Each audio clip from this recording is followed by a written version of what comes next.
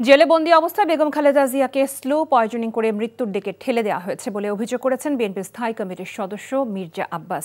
রাজধানীর পুরানা পল্টনে photo journalist association আয়োজিত আলোকচিত্র প্রদর্শনী ও পুরস্কার বিতরণী অনুষ্ঠানে মির্জা আব্বাস বলেন, বেগম জিয়ার অসুস্থতা স্বাভাবিক নয়।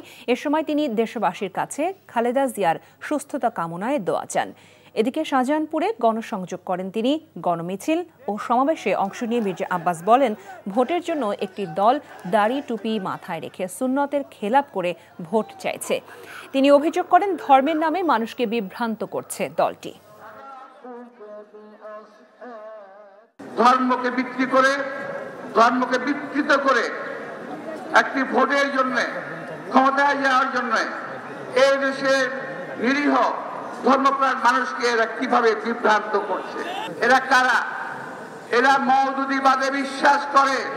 এরা দাড়ি টুপি মাথায় রেখে সুন্নতের সঙ্গে বেয়াদবি করে, সুন্নতের খেলাপ করে ওরা ভোট পাওয়ার চেষ্টা করছে।